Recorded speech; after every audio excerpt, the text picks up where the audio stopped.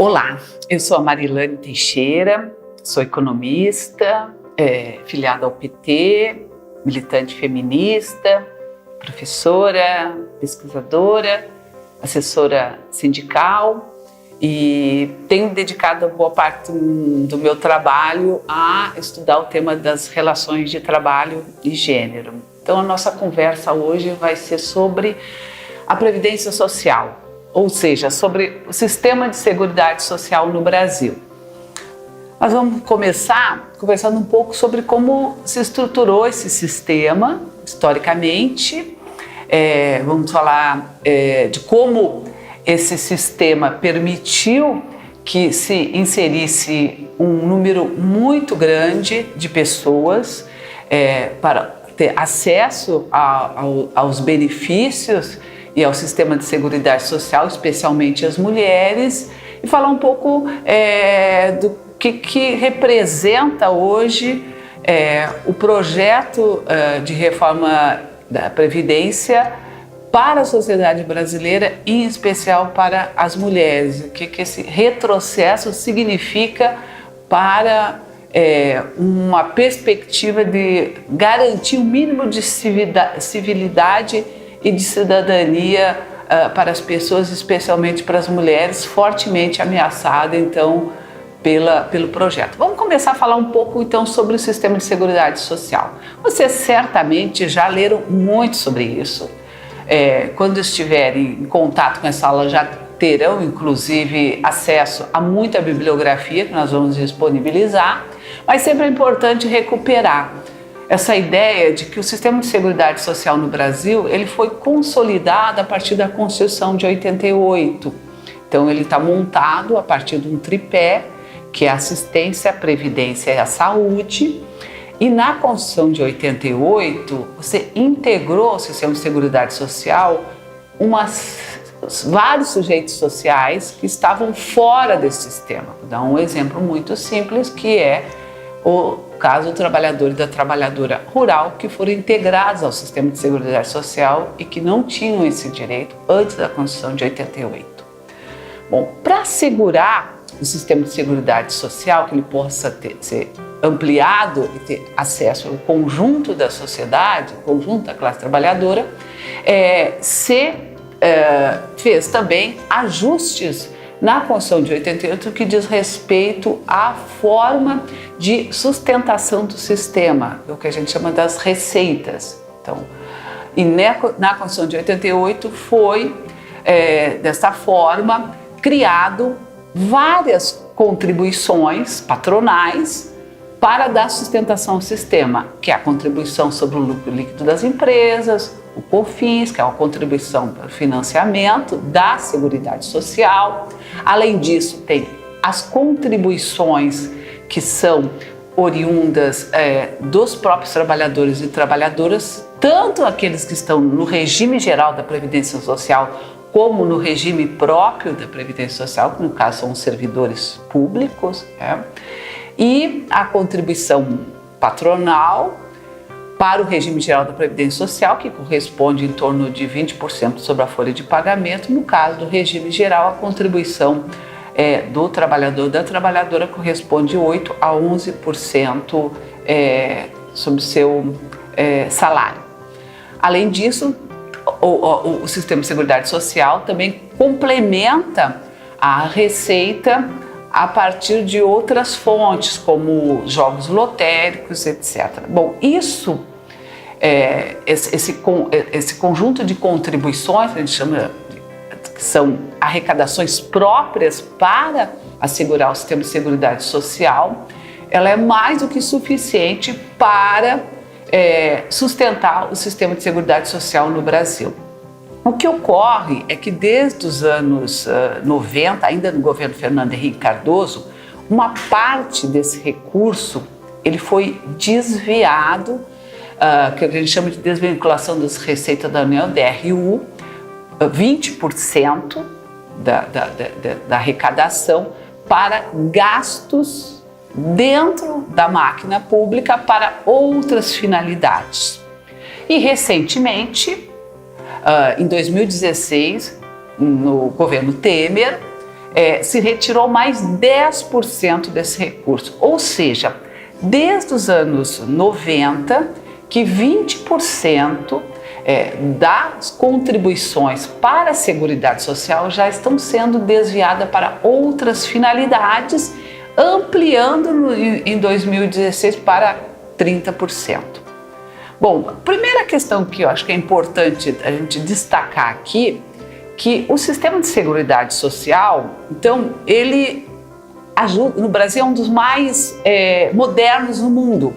Ele, inclusive, é objeto de estudo em vários países, inclusive entre os próprios países desenvolvidos, pela sua amplitude, pela sua abrangência.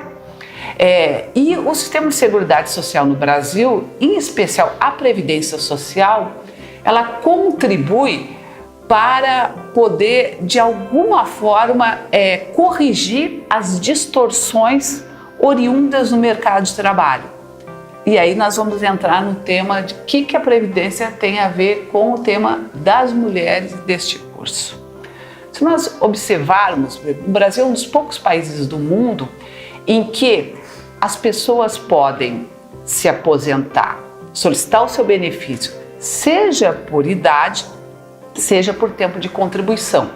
A maior parte dos países é através da idade mínima, e alguns poucos países, o Brasil está entre eles, você pode combinar ou tempo de contribuição ou idade mínima. Além disso, ainda em 2015, no governo Dilma, se introduziu a fórmula do 85-95. Então, quando se somar 85 anos, somando a idade com o tempo de contribuição para as mulheres, desde que as mulheres tenham pelo menos 30 anos de contribuição, e no caso dos homens, 95, somando o tempo de contribuição de 35 anos mais a idade, já podem solicitar o seu benefício, garantindo a integralidade desse benefício com base nos 15 últimos anos de contribuição, expurgando os 20% menores contribuições, ou seja, com base nas 80% maiores contribuições. Bom, então, o que está sendo desmontado? Está sendo desmontado esse modelo. Primeiro, porque no caso das mulheres, as mulheres podem se aposentar quando atingirem 60 anos de idade, desde que tenham comprovado 15 anos de contribuição, ou seja, 180 meses. Para os homens, 65 anos de idade, também comprovado 15 anos de contribuição, ou, no caso das mulheres, 30 anos de contribuição, independente da idade, e os homens, 35 anos de contribuição, independente da idade. Então, por que esse sistema ele corrige uma distorção no mercado de trabalho? Bom, observem bem que eu estou falando do regime geral da Previdência Social, porque quando a gente vai falar do regime próprio da Previdência Social, há regras específicas diferenciadas em relação ao regime geral da Previdência Social. No regime geral da Previdência Social estão incluídos os trabalhadores urbanos e os trabalhadores rurais.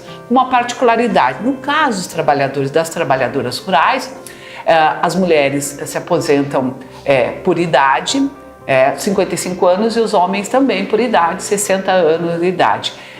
99% dos benefícios do trabalhador e da trabalhadora rural, eles oscilam entre, no máximo, até um salário mínimo. O trabalhador e a trabalhadora rural, então, não conta o tempo de contribuição, mas conta a idade. E havia, no projeto inicial de reforma da Previdência, uma proposta de alterar e igualar as condições do urbano e rural. Isso depois houve um recuo, na comissão especial que tratou da reforma da Previdência. Isso a gente pode abordar um pouco mais à frente. Vamos retomar agora essa ideia de por que é importante e por que esse sistema atual ele é fundamental, porque ele inclui uma parcela importante da sociedade que é excluída do regime geral, que são as mulheres. Porque as mulheres, 2/3 das mulheres que acessam o benefício no Brasil hoje é por idade e não por tempo de contribuição. As mulheres não conseguem contribuir durante 30 anos. Isso não significa que elas não tenham trabalhado durante 30 anos. Muito pelo contrário, a maioria delas trabalhou 30, 35, até 40 anos ou mais. O problema é que não conseguem comprovar tempo de contribuição. Por quê? Porque as mulheres têm uma série de especificidades que estão associadas a, inclusive, o debate que vocês já tomaram conhecimento, já fizeram anteriormente, que é todo o tema da responsabilidade com o cuidado da casa, com os afazeres domésticos, com a reprodução social. A divisão sexual do trabalho extremamente perversa e adversa para as mulheres, que imputa às mulheres as responsabilidades sobre a reprodução familiar, sobre os cuidados com a família, a discriminação que as mulheres sofrem no mercado de trabalho. Então, as mulheres ingressam muito cedo no mercado de trabalho, geralmente em condições muito desfavoráveis, muitas vezes no trabalho por conta própria, na informalidade. Elas muitas vezes são forçadas a interromper a sua vida laboral por conta da maternidade. Elas retornam ao mercado de trabalho e quando termina a licença maternidade, elas são demitidas, são dispensadas sem nenhuma justificativa, muitas vezes pelo temor de que essas mulheres, ao terem feito uma opção pela maternidade, vão priorizar a maternidade em detrimento do trabalho.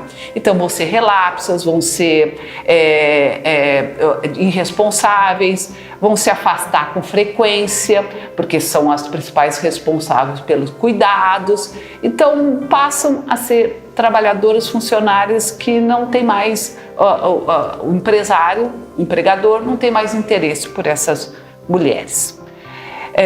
Não vão poder realizar horas extras, não vão poder ter disponibilidade para viagem, vão se ausentar com frequência para levar filhos à escola, ao médico, enfim. Então, vamos dizer, esses preconceitos que são decorrentes de uma sociedade onde as relações patriarcais são muito fortes e onde as atribuições e as responsabilidades familiares ainda são, vamos dizer, definidas como sendo atribuições unicamente das mulheres. Essas mulheres têm um outro componente muito forte também, que faz com que essas mulheres, quando retornam ao mercado de trabalho, muitas vezes são forçadas a buscarem trabalhos próximos de sua casa, a trabalhos em que elas possam conciliar a dinâmica do trabalho produtivo com o trabalho reprodutivo, ou seja, o trabalho no mercado de trabalho com os afazeres domésticos, porque falta cuidado, falta políticas públicas, principalmente cuidados. Nós temos um déficit de creches no Brasil que é gigantesco.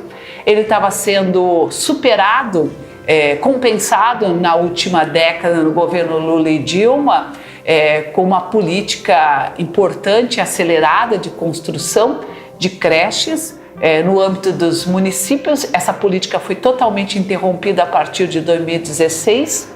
Então, essas mulheres, elas são forçadas a buscar trabalhos informais para poderem conciliar com essa dinâmica, do trabalho doméstico.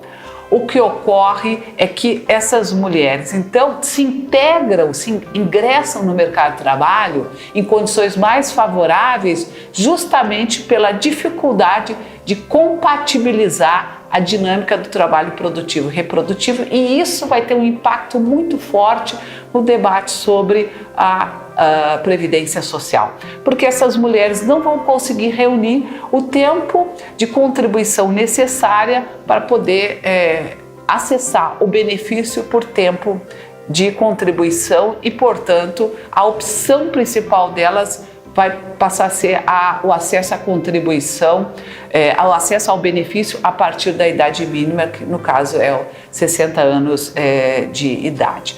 Pois muito bem, Essas mulheres, quando chegam aos 60 anos e conseguiram no máximo contribuir com 15 anos, elas vão ter acesso no máximo a um benefício que vai em torno de 1 a 1,5 salários mínimos.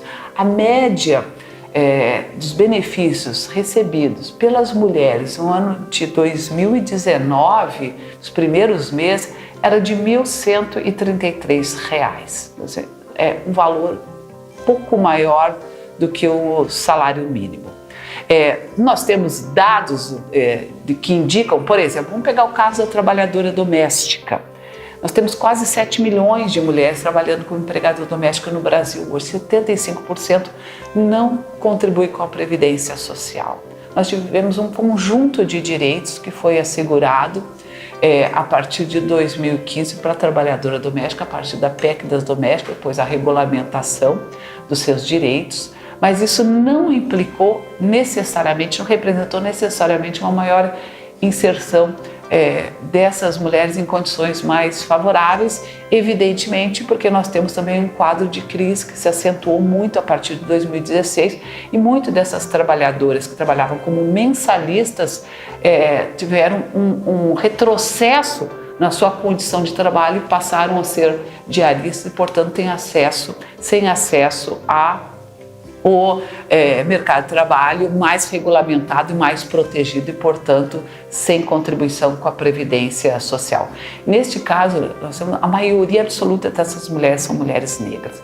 Então, nós chegamos a um quadro, no final de 2018, em que 44%, por exemplo, dos homens negros no Brasil que estão ocupados não contribuem com a Previdência. As mulheres negras correspondem a 40%. Então, para cada 10 mulheres negras no mercado de trabalho hoje, 4 não contribuem com a Previdência. No caso das mulheres brancas, para cada 10 mulheres brancas, 3 não contribuem com a Previdência. Inclusive, um dado muito próximo ao dos homens brancos, que também é em torno de, para cada 10, 3 não contribuem com a Previdência.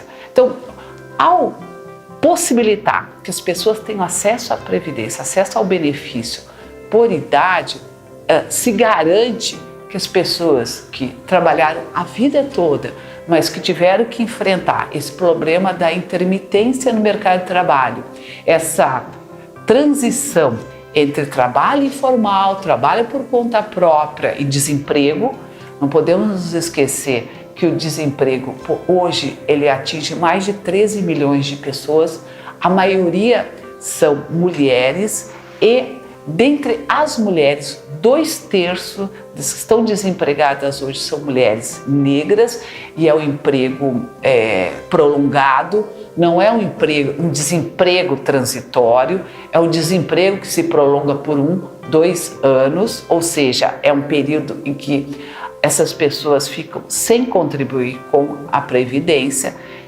Então, e aí nos remete para um debate muito importante. Bom, para que serve e para quem se beneficia da reforma da Previdência? Então, objetivamente, não é a maioria da classe trabalhadora, porque, primeiramente, esse projeto de desmonte, a primeira coisa que ele faz é acabar com a possibilidade de que as pessoas, que a classe trabalhadora, possa se aposentar ou por idade ou por tempo de contribuição. Na verdade, ele impõe um tempo de contribuição, no caso dos homens a idade mínima, no caso dos homens 65 anos, no caso das mulheres 62 anos. O tempo de contribuição é apenas uma variável de ajuste para estabelecer qual vai ser o valor do benefício.